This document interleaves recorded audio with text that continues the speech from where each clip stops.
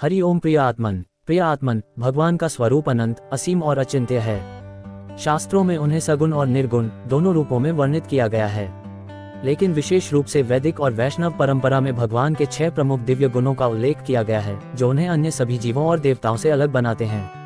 हालांकि विभिन्न ग्रंथों में भगवान के अन्य कई दिव्य गुणों का वर्णन किया गया है, जैसे कि करुणा, दया, क्षमा, प्रेम, सहनशीलता, न्याय, सौंदर्य, मधुरता, सरलता, शरणागत वत्सलता और भी कई गुण हैं। वैसे तो जगत में जितने भी रूप और गुण हैं, वे सभी भगवान के ही हैं। आप विश्वास करो कि एक मेहनत करने वाला मजदूर के रूप में भी भगवान ही काम कर रहे होते हैं, ताकि उनके अन्य दूसरे बच्चों को आसानी से वह सब मिल जाए जिसकी उन्हें आवश्यकता है। एक माता पिता के रूप में, एक शिक्षक के रूप में, एक मित्र के रूप में, एक महात्मा पुरुष के रूप में, एक राजा के रूप में, और भी जितने भी आपके अगल बगल में रूप, नाम और गुण दिख रहे हैं, वे सब भगवान के ही हैं। इस सृष्टि के जीव मात्र को वे पुत्रवत देखते हैं, इसमें कभी कोई भेद नहीं करते और न कोई पक्षपात ही करते हैं। अच्छे से अच्छे और बुरे से बुरे के लिए भी उनके दिल में वात्सल्य भाव रहता है। भगवान प्रेम, करुणा और दया के सागर हैं, सरलता और मधुरता के पराकाष्ठा हैं। कितना भी बड़ा अपराधी हो, अगर वह सच्चे मन से प्रायश्चित करके उनके शरण में अपने आप को पूर्ण रूप से समर्पित करे तो उसे भी भगवान अपने गले लगाते हैं। संक्षेप में कहा जाए तो भगवान के गुण असीमित हैं, लेकिन ये 6 प्रमुख गुण उन्हें सर्वशक्तिमान और सर्वोच्च बनाते हैं, और ये 6 गुण इस प्रकार हैं। पहला गुण है ऐश्वर्य, यानी संपूर्ण प्रभुत्व और सत्ता। दूसरा गुण है वीर्य, यानी अपराजय पराक्रम और शक्ति। तीसरा गुण है यश, यानी असीम ख्याति और महिमा। चौथा गुण है श्री, यानी असीम संपत्ति और वैभव। पांचवा गुण है ज्ञान, यानी संपूर्ण ज्ञान और बुद्धिमत्ता। छठा गुण है वैराग्य, यानी संपूर्ण वैराग्य और निर्लिप्तता। इन 6 गुणों से परिपूर्ण होने के कारण भगवान को भगवान कहा जाता है। यह अवधारणा विशेष रूप से पराशर मुनि द्वारा विष्णु पुराण में दी गई है। तो आत्मन, आज हम लोग भगवान के इन 6 गुणों को विस्तार से समझेंगे और यह भी देखेंगे कि ये दिव्यता भगवान को अन्य सभी से कैसे अलग बनाती है। पहला है ऐश्वर्य। ऐश्वर्य का अर्थ होता है संपूर्ण जगत पर प्रभुत्व रखने वाला। संसार में अनेक शासक, राजा, महाराजा हुए हैं, लेकिन उनका अधिकार सीमित और नश्वर था।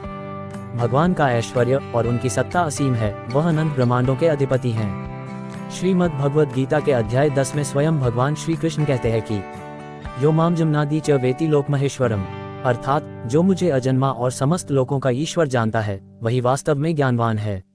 भगवान की सत्ता और ऐश्वर्य इस बात से भी स्पष्ट होते हैं कि वे किसी भी परिस्थिति को अपनी इच्छा से बदल सकते हैं। श्री राम ने वानर सेना की सहायता से रावण जैसे शक्तिशाली असुर को पराजित किया। श्री कृष्ण ने अकेले ही कंस, शिशुपाल, जरासंध और दुर्योधन जैसे दुष्टों का नाश किया। भगवान का यह ऐश्वर्य केवल पृथ्वी तक सीमित नहीं, बल्कि सभी लोगों तक विस्तारित है। भगवान अपने एक अंश मात्र से इस पूरी सृष्टि का संचालन करते हैं, और भगवान का वह अंश है आत्मा, और भगवान के आत्मा रूप है भगवान शिव। शिव और शक्ति के बिना इस जगत की कल्पना भी नहीं की जा सकती। शास्त्रों और ऋषि मुनियों के अनुसार इस सृष्टि के अतिरिक्त और भी कई सृष्टियां हैं, जिनको भगवान अपने ऐश्वर्य से संचालित करते हैं।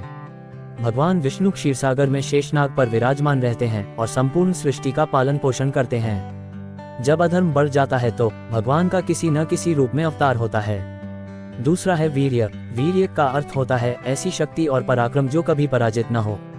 भगवान का वीर्य अप्रतिम और अजेय है। इस ब्रह्मांड में कोई भी शक्ति उन्हें चुनौती नहीं दे सकती।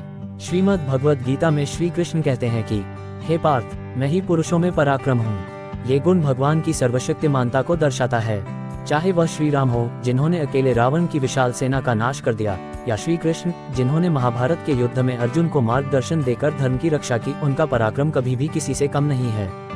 उत्तम से उत्तम पराक्रम को धारण करने वाले भगवान ही हैं। भगवान न केवल शारीरिक रूप से, बल्कि मानसिक और आध्यात्मिक रूप से भी सबसे शक्तिशाली हैं। उनकी इच्छा शक्ति मात्र से ब्रह्मांड की संरचना होती है, और समय समय पर वे स्वयं अवतरित होकर अधर्म का नाश करते हैं और सृष्टि के प्रबंध को संतुलित करते हैं। तीसरा है यश। भगवान की महिमा अनंत है। उनका नाम, गुण और लीलाएं तथा उपदेश संसार में अनंत यश प्राप्त करते हैं। संसार में कई लोग प्रसिद्ध होते हैं, लेकिन उनकी प्रसिद्धि नश्वर होती है।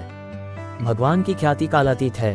रामायण, महाभारत, भगवद गीता, भागवत पुराण जैसे ग्रंथों में भगवान के चरित्र का गुणगान किया गया है। हर युग में भक्तों ने भगवान की लीलाओं को गाकर, लिखकर और भजनों के रूप में गाकर उनका यश बढ़ाया है। भगवान श्री कृष्ण का यश इतना महान है कि आज भी विश्व भर में उनकी लीलाएं पढ़ी, सुनी और मंचित की जाती हैं। भगवान श्री राम की कथा केवल भारत में ही नहीं, बल्कि थाईलैंड, इंडोनेशिया, कंबोडिया, नेपाल और अन्य देशों में भी प्रसिद्ध है। चौथा है श्री। भगवान के पास अनंत ऐश्वर्य है। लक्ष्मी जी स्वयं भगवान विष्णु की अर्धांगिनी हैं और वे समस्त वैभव, ऐश्वर्य और सौंदर्य की अधिष्ठात्री देवी हैं। इसीलिए भगवान को श्रीपति भी कहा जाता है। भगवान विष्णु क्षीरसागर में रहते हैं, जहां उनके चारों ओर दिव्य ऐश्वर्य और वैभव है। श्री कृष्ण का द्वारका धाम इतना समृद्ध था कि उसमें सोने चांदी के महल थे। भगवान का वैभव उनके भौतिक संसाधनों तक सीमित नहीं, बल्कि उनका आध्यात्मिक वैभव भी अनंत है। जो भी भक्त भगवान की शरण में आता है, उसे भी उनकी कृपा से आध्यात्मिक और सांसारिक समृद्धि प्राप्त होती है। 5वां गुण है ज्ञान। भगवान सर्वज्ञ और सर्वव्यापी हैं। वे अतीत, वर्तमान और भविष्य तीनों को जानते हैं। श्री कृष्ण ने अर्जुन को गीता का दिव्य ज्ञान दिया, जिससे उन्होंने संसार के रहस्यों को समझाया। श्री गीता के 15वें अध्याय में भगवान कहते हैं कि सर्वस्य चाहम हृदि सन्निविष्टो मत्तः स्मृतिर्ज्ञानम पोहंच, अर्थात मैं प्रत्येक प्राणी के हृदय में स्थित हूँ और मुझसे ही स्मृति, ज्ञान और भ्रम उत्पन्न होता है।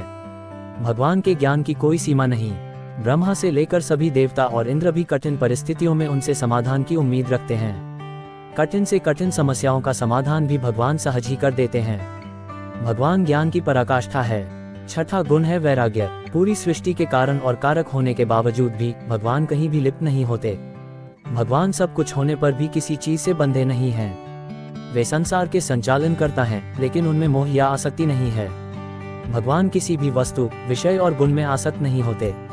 भगवान इन सब के स्वामी हैं और इन सब का यथोचित उपयोग करके छोड़ देते हैं। भगवान तीनों गुणों का समय अनुसार उपयोग करते हैं और फिर उसमें से निकल जाते हैं। जैसे हिरण्यकश्यप का वध करने के समय उन्होंने तमोगुण का उपयोग किया, इसी तरह सभी कर्म करते हुए भी उन कर्मों में आसक्ति रहित रहते हैं और अपने भक्तों से भी इसी तरह गुणातीत और कर्मातीत की अवस्था में जीने की अपेक्षा रखते हैं। तथा जो भी उनके इस मत के अनुसार जीवन जीते हैं, भगवान उनसे अति प्रसन्न रहते हैं। श्री गीता के 7वें अध्याय में भगवान श्री कृष्ण कहते हैं कि मयि सर्वमिदं प्रोत सूत्रे मणिगणाएव, अर्थात समस्त संसार मुझ में माला की मणियों की तरह गुंथा हुआ है। जैसे मणियों की माला में माले का धागा नहीं दिखता, लेकिन अगर धागा न रहे तो माला का होना असंभव है, वह धागा ही उस माला का आधार होता है। भगवान कर्म करते हैं, लेकिन वे उनके फलों से बंधे नहीं होते। यही कारण है कि वे सृष्टि की रचना, पालन और संहार करते हुए भी उससे निर्लिप्त रहते हैं। भगवान के इन 6 दिव्य गुणों के कारण वे सर्वशक्तिमान, सर्वव्यापी और सर्वज्ञानी हैं। वे ऐश्वर्यशाली हैं, पराक्रमी हैं, उनकी ख्याति अनंत है। वे अपार वैभव के स्वामी हैं, संपूर्ण ज्ञान के धारक हैं और पूर्ण रूप से वैराग्यवान हैं। भगवान के ये प्रमुख गुण उनके महान और अद्वितीय होने का कारण है। जब हम भगवान के इन गुणों को समझते हैं और उनकी भक्ति करते हैं, तो हमारे जीवन में भी सकारात्मक परिवर्तन आते हैं। उनका नाम जपने से हमें शांति, प्रेम और आनंद की अनुभूति होती है। भगवान की शरण में जाने वाला व्यक्ति ही सच्चे सुख और मोक्ष की ओर बढ़ता है। प्रिय आत्मन, आशा है कि आप भगवान के इन गुणों और महानता को समझकर उनकी भक्ति सच्चे दिल से समर्पित होकर करेंगे। धन्यवाद। हरि ओम तत्सत।